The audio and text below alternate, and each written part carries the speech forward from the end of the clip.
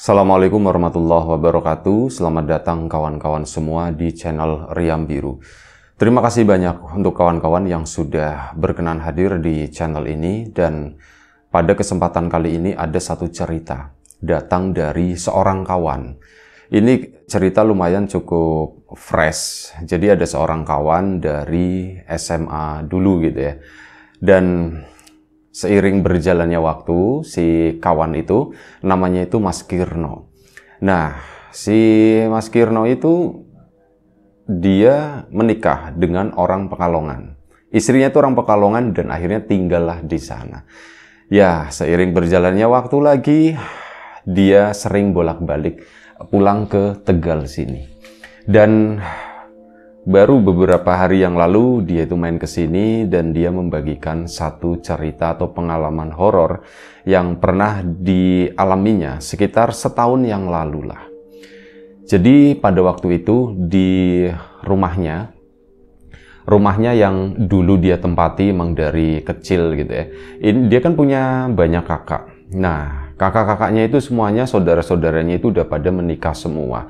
Sementara orang tuanya akhirnya ikut salah satu kakaknya. Dan alhasil dia pun kan pergi ke sana ya, ikut istrinya di Pekalongan. Dan alhasil rumah itu akhirnya sepi. Ya rumah nggak terlalu besar, rumah kecil, cuman itu tadi ya, yang namanya rumah gitu kan, kalau ditinggalin terlalu lama itu sayang.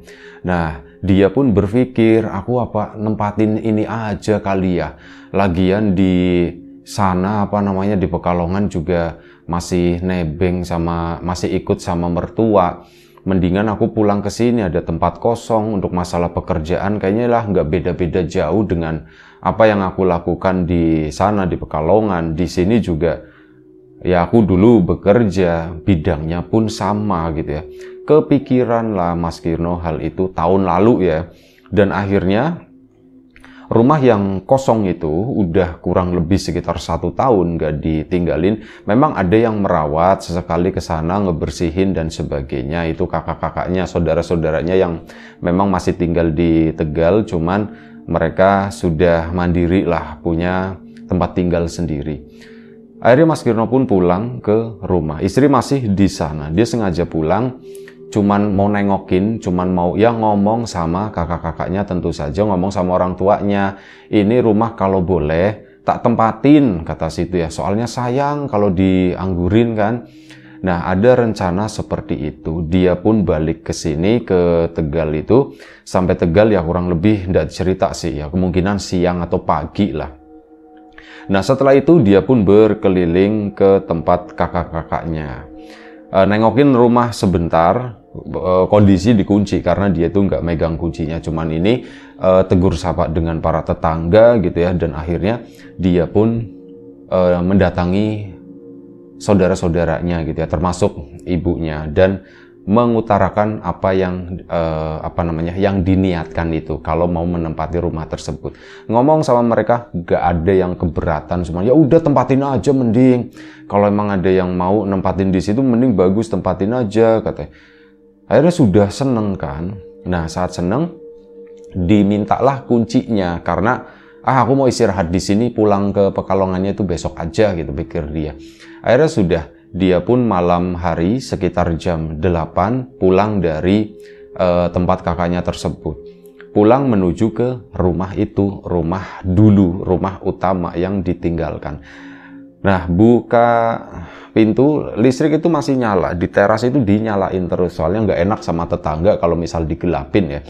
Di teras itu kondisi lampu masih nyala, cuman di bagian rumah sih itu nggak ada yang dinyalain. Dia pun masuk ke dalam sana. Ya rasanya itu udah beda, rumah yang udah setahun nggak ditempatin dan mungkin ini udah sekitar 1 minggu nggak dimasuki orang juga, nggak dibersihkan setiap hari, ngebersihinnya pun seperlunya. Akhirnya dia masuk ke situ dan aku tidur di mana ya, ada tikar gitu kan. Rumah itu nggak sepenuhnya kosong, masih ada perabot-perabot, cuman ya itu tadi perabotnya itu udah lumayan kotor dan udah lama nggak dicuci juga. Kamar mandi pun baknya itu udah kosong, dikeringin gitu ya, takutnya nanti buat rumah nyamuk atau bagaimana. Dia pun nyala-nyalain itu bak mandi buat dia mandi dan sebagainya gitu ya. Akhirnya apa, malam hari itu dia sempet nongkrong-nongkrong dulu nih sama tetangga di samping rumah di situ. Weh, baru dateng dan sebagainya gitu ya. Cerita dia rencananya mau tak tempatin, dia ini rumah saya. Iya, mending ditempatin aja daripada sepi, kata si tetangga itu kan. Soalnya apa? Nah, tetangga ini cerita, no, kalau malam, no, gitu kan. No, malah ceritainnya itu nakut-nakutin. No, kalau malam, no, itu ini kan tembok nempel gitu ya. Jadi nggak ada celah antara satu rumah dan rumah yang lain. Ini bener-bener nempel. Kedengeran katanya kalau malam. No, kalau malam, no, ini rumah kan kosong ya, no, ya. Cuma di dalam itu ada yang ribut, no. Ribut apa, Mas, gitu. Itu barang-barang itu kayak digeser-geserin gitu. Di rumahmu itu kan di ruang tengah itu ada kursi, ada sofa tua gitu ya. Itu kayak digeser-geserin, no. Terus apa? Ada yang mukul-mukul piring, katanya begitu, kata si tetangganya. Wah, Mas, sampean nakut-nakutin gitu. Ya, bukannya nakut-nakutin, ini cuman cerita aja, no, begitu, no. Kenapa, no, takut ya? Enggak lah, ngapain juga takut. Ya, Mas Kirno agak sedikit takut sebenarnya, cuman ya jaim lah gitu. Aku nggak mikirin yang begitu gitu. Ya, rumah lama nggak ditempatin, mungkin aja ada yang nempatin sekarang. Nah, ngobrol-ngobrol sampai kurang lebih sekitar jam 11 malam. Tetangga pun besok mau beraktivitas gitu ya. Beberapa dari mereka itu yang masih muda-muda masih di sana. Cuman Mas Kirno, males lah gitu ya. Aku udah capek juga mau istirahat. Besok pagi-pagi mau balik lagi ke Pekalongan sana. Mau ngomong sama istri, ya diperbolehkan dan ya mungkin siap-siap gitu ya untuk pindahan ke sini. Malam jam 11 masuklah Mas Kirno ke sana, sempat cuci kaki dan sebagainya gitu ke area dapur dan yang lain-lain. Itu biasa aja, ndak ada apapun. Sampai akhirnya dia pun karena kepikiran omongan tetangga tersebut, ya sempat ada rasa takut pastinya. Dan dia memang nggak tidur di kasur karena kasurnya udah nggak ada, cuman ada ranjangnya doang.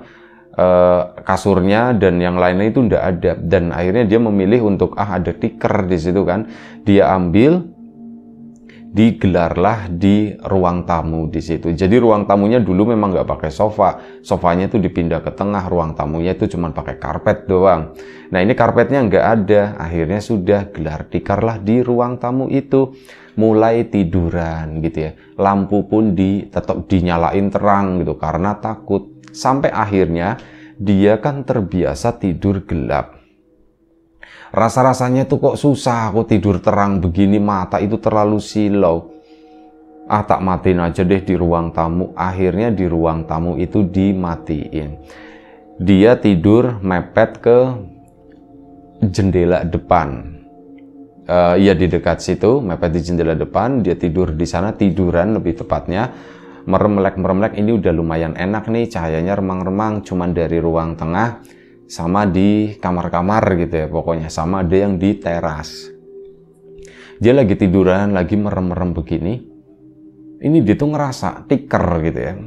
Telinganya kan dekat sama tikar. Nah, tikarnya tuh berbunyi seolah-olah mirip kayak ada seekor binatang, kayak kecoa atau mungkin kelabang, serangga lah. Seolah-olah itu ada yang lagi melintas di atas tikar itu tadi. Tikarnya tuh tikar plastik ya. Nah, dia kercak-kercak gitu kan. Dia pun akhirnya melek, dia buka mata. Kok kayak ini sih, apa sih? Ditengok begitu. Itu ndak ada apapun di situ. Nggak ada apapun. Dia merem lagi, masih bunyi kercak-kercak. Jangan-jangan di bawah tikar ini gitu. Akhirnya apa, tikernya dibuka di bawahnya, ya pun ndak ada. Bahkan sampai di begini-begini diambil, tikar itu dijeblak gitu ya. Itu nggak ada sesuatu yang lompat, jatuh atau apapun, serangga, itu nggak ada. Akhirnya sudah, dia pun tiduran lagi, digelar lagi tikarnya, merem lagi. Masih bunyi kercak-kercak. Kayak gini aku nggak bisa tidur, was-was ya, karena takutnya itu beneran serangga atau apa. Cuman aku cariin itu beneran nggak ada, kok bunyi kercak-kercak.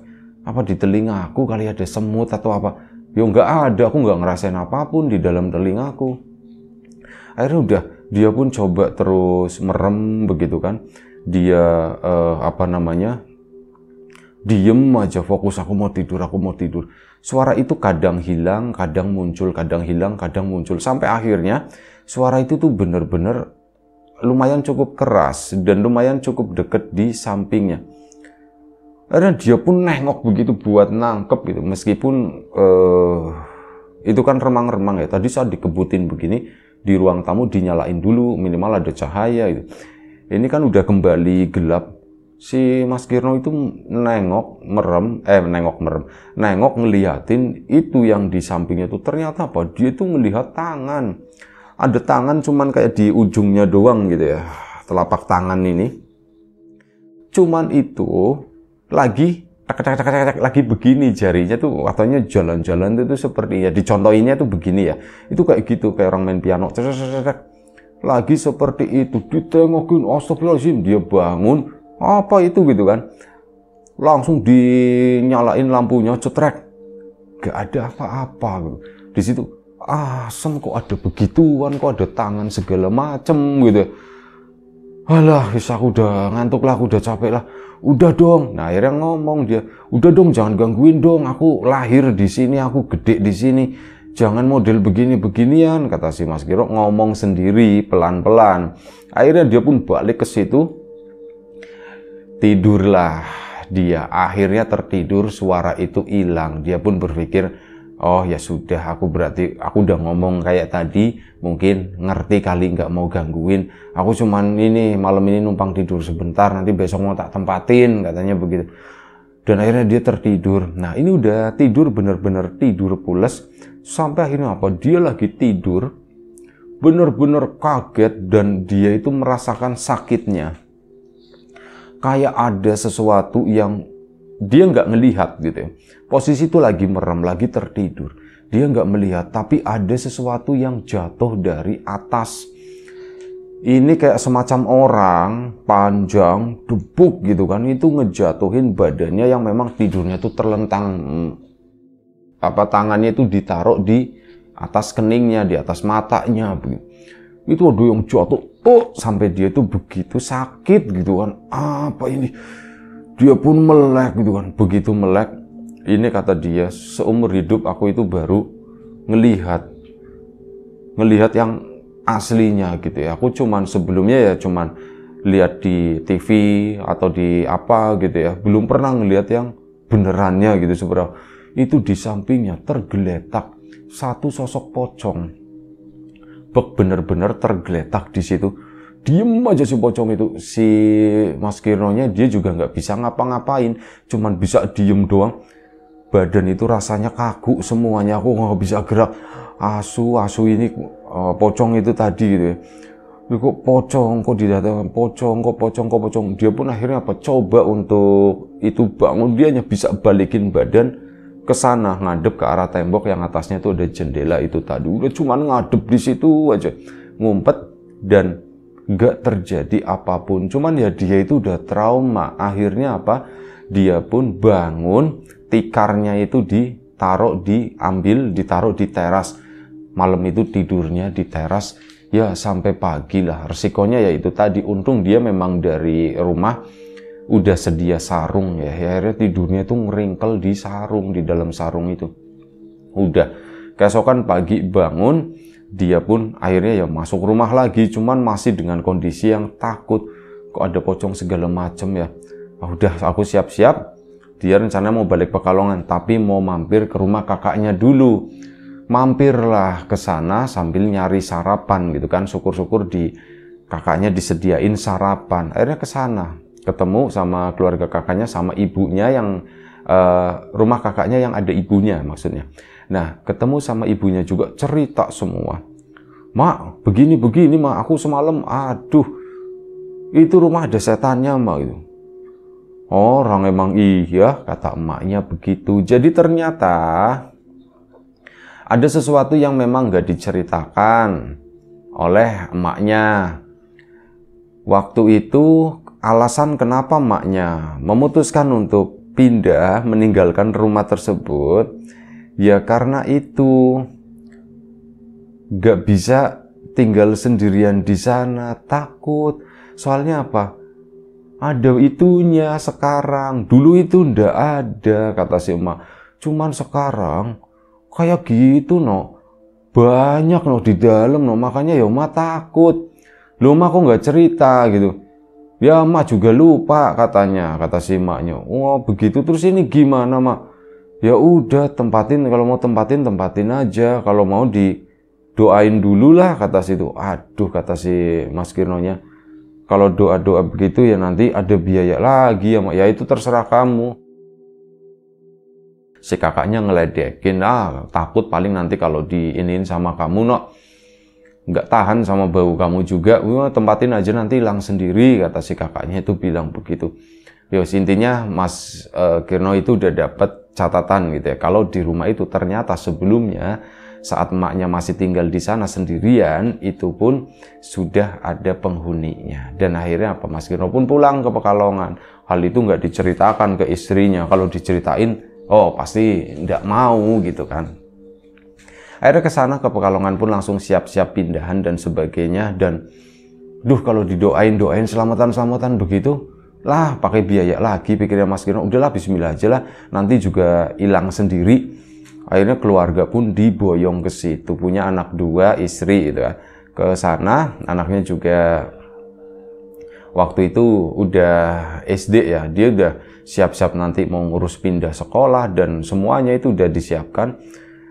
Menempatilah, singkat cerita, menempatilah rumah tersebut. Nah, hari pertama, hari kedua, Mas Kirno itu was-was. Ini kalau misalkan terjadi apa-apa gimana gitu ya. Semoga enggak. Udah dong jangan pada nongol, kasihan istri sama anakku, kata si Mas Kirno. Dan akhirnya sudah. Malam itu, selama 2 malam enggak terjadi apa-apa. Baik istrinya, anak-anaknya, itu enggak ada yang komplain. Mas Kirno juga tidak mengalami gangguan apapun. Loh, kok lancar-lancar aja.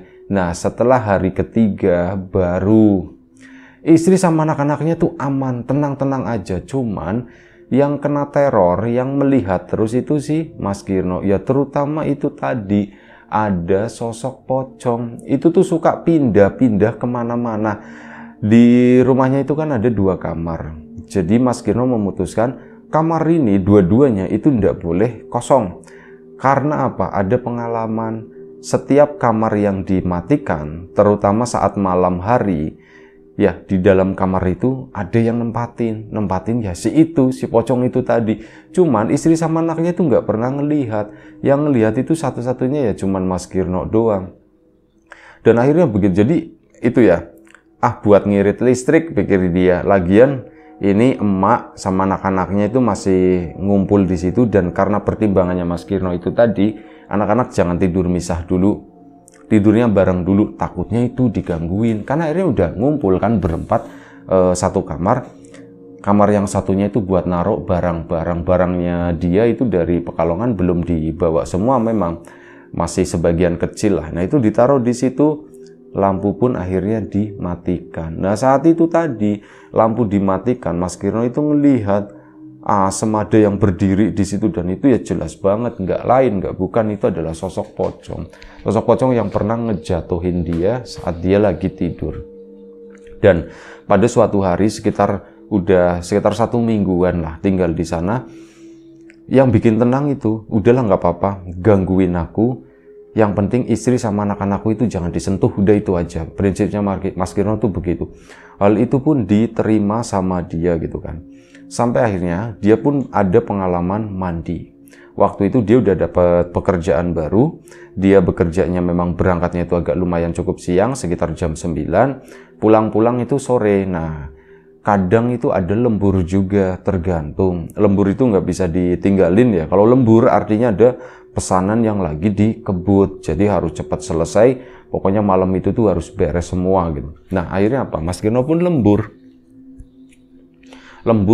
pulang sekitar jam 9 malam. Ya pulang lembur itu kan butuh mandi ya. Dia pun akhirnya mandi. Anak-anaknya itu udah pada tidur. Istrinya itu lagi nemenin anak-anaknya tidur, belum tidur, lagi proses itu tadi. Mas Kirno ke belakang sana buat mandi. gebiar, dan dia itu baru nyadar nengok ke atas begini, itu ada yang duduk di situ dan masih lagi-lagi pocong yang pernah datang itu. Dan anehnya tuh begini, pocong itu saat berada di atas itu terlihat tidak terlalu besar gitu ya, kayak ukuran anak kecil semacam itulah. Lah kayak gitu ya, takut banget, pasti takut. Gebiarnya pun akhirnya dipercepat. Dia mandinya selesai. Nah itu tadi, si pocong itu kalau berada di darat, maksudnya di bawah, itu seukuran orang dewasa. Tapi saat berada di atas, entah kenapa itu bentukannya kok jadi kayak anak kecil ya, pikir dia. Nah setelah itu bersih-bersih, dia pun langsung masuk kamar gitu ya, ganti baju, langsung tidur. Istrinya itu bilang, "Mas, sampean tumben jam segini itu udah masuk gitu ya, nggak mau minta kan," gitu kan, kata si istrinya. Enggak, ngantuk, capek, alasannya Mas Kirno begitu, padahal dia itu ketakutan. Nah, semenjak tinggal di rumah itu tadi, kehidupannya Mas Kirno itu kayak lebih tertib sebenarnya. Dia kan hobinya begadang ya sebelumnya, ya tidur jam 1, jam 2 gitu itu baru tidur. Sekarang tertib, jam 10 itu udah masuk kamar, tidur bareng istri sama anak-anaknya. Jadi anak-anak itu nggak dipisah, nggak mau. Istrinya tuh sampai, "Mas, ini anak-anak udah gede loh Mas, kalau di Pekalongan sana kan dipisah, punya kamar sendiri." Nah, Mas Kirnonya udah nggak usah, di sini aja bareng-bareng kita. Ya mungkin istrinya itulah, ini kalau misal kita mau olahraga atau bagaimana repot gitu. Dan semenjak di situ ya akhirnya enggak gitu kan. Akhirnya sudah ini beneran loh, cerita beneran loh. Dan akhirnya setelah beberapa minggu tinggal di situ, itu masih aman-aman, istri sama anak sampai sekarang itu. Oh ya, enggak, sekarang itu udah balik lagi ke Pekalongan sana ya, karena ada urusan pekerjaan ya, bukan urusan itu.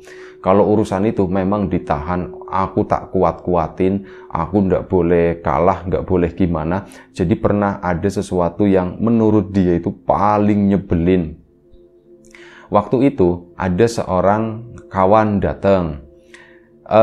Kawan ini datangnya itu bukan dalam rangka main atau apa, melainkan ada berhubungan dengan kampanye begitulah.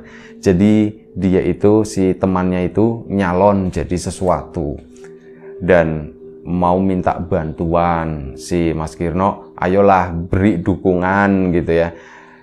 Dan datanglah ke sana. Ya karena suasananya semi formal, akhirnya teman itu kan dibawa masuk ke ruang tamu dong di situ.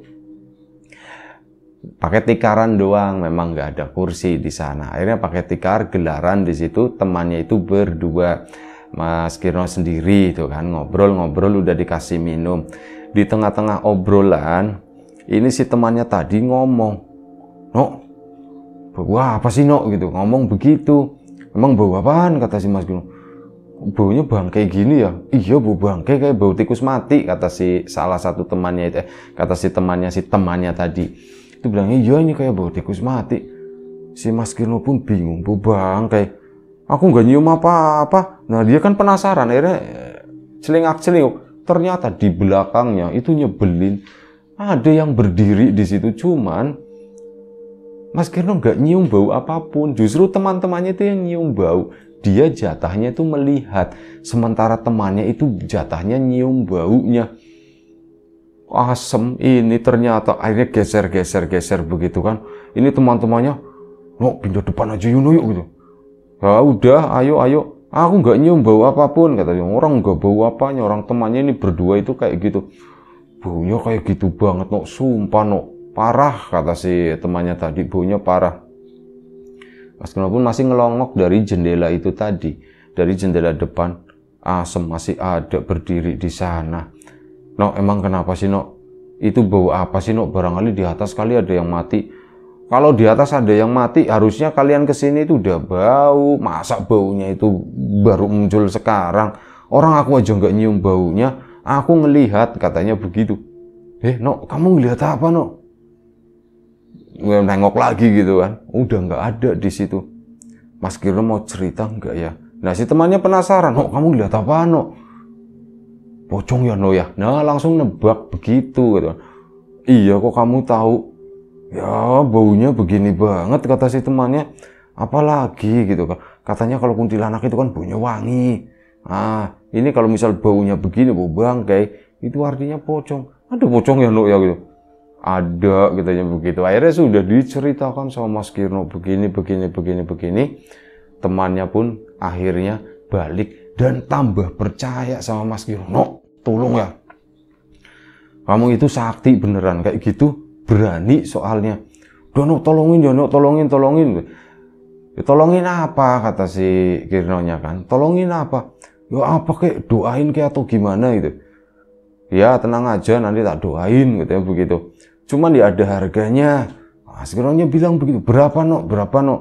Aku terima beres kata si temannya itu tadi. Ya itu terserah kamu. Akhirnya beneran dikasih 1,5 juta katanya waktu itu. Dok, aku terima beres kata temannya. Iya, iya, siap, siap. Makasih ya gitu ya. Mas Kirno bingung, aku mesti ngapain ya? Aku ya nggak ngerti beginian gitu ya. Salah udahlah acting aja kata si Mas Kirno kan. Akhirnya sudah intinya kayak didoa-doain sama dia. Ngasih udah tenang aja menang, kamu menang. Dan beneran dia itu menang. Menang kan akhirnya sudah. Si Mas Kirno kan sebagai orang yang terlibat gitu ya, sering mendampingi dan sebagainya. Akhirnya apa? Dikasih lagi uang lagi nih, no. Makasih ya, no ya. Wis pokoknya makasih katanya begitu. Doain terus ya kata si itu. Ya, iya tak doain terus kata. Alhamdulillah, mikirnya Mas Kirno. Asem itu memang pocong, tapi pocong membawa rezeki gitu. Katanya begitu, Pak. Tapi enggak sih, dia tuh enggak kerja, enggak apa ya, cuman begitu doang. Aku cuman jual cerita. Ya sama buat buat Riam Biru ini juga ini Mas Kirno bawa rezeki, alhamdulillah gitu ya. Itu seperti itu. Jadi ada kejadian kayak gitu sampai akhirnya apa? Dia itu dianggap seorang dukun, tapi untuk orang kalangan tertentu begitu ya. Cuman ya dia menegaskan, "Enggak lah, aku nggak bisa begitu, aku nggak bisa." Akhirnya nolak gitu. Dan ya setelah sekian lama, hampir 1 tahun, dia pun memutuskan untuk pindah lagi ke sana. Pindah lagi ke Pekalongan ke situ. Ya itu aja satu cerita dari salah seorang kawan, teman SMA dulu namanya Mas Kirno, masih sering main ke sini. Terima kasih Mas Kirno atas ceritanya. Kawan-kawan di rumah juga terima kasih banyak atas support dan dukungannya apapun itu. Kawan-kawan subscriber, kawan-kawan membership, kawan-kawan yang udah kasih support dalam bentuk super thanks ke Riam Biru, terima kasih banyak. Kawan-kawan yang udah ngasih like, udah nge-share ke yang lainnya, kawan-kawan yang udah ninggalin komentar juga terima kasih banyak. Kawan-kawan yang sudah memesan bawang gorengnya Wiji, tentu saja terima kasih banyak. Kawan-kawan yang belum memesan, ditunggu pesanannya. Doa terbaik dari kami, oh ya, sudah mampir di channel Lapak Horor, tentu saja terima kasih. Kita upload video-video atau cerita-cerita lama di channel Lapak Horor. Kebetulan kita database itu lengkap dari cerita pertama sampai cerita ke 2200 sekian, itu datanya itu masih lengkap semuanya, masih ada. Kita bisa upload ulang semua ke sana. Dan ya itu aja. Terima kasih banyak, doa terbaik dari kami untuk kawan-kawan semua. Semoga selalu diberi kemudahan dalam hal apapun, termasuk kemudahan dalam hal rizki. Yang sakit segera diberi kesembuhan, yang sehat tetap dijaga kesehatannya. Baik, sampai jumpa di episode selanjutnya. Riam Biru, jaga kesehatan kawan-kawan. Sekali lagi terima kasih banyak, mohon maaf sebesar-besarnya. Assalamualaikum warahmatullahi wabarakatuh.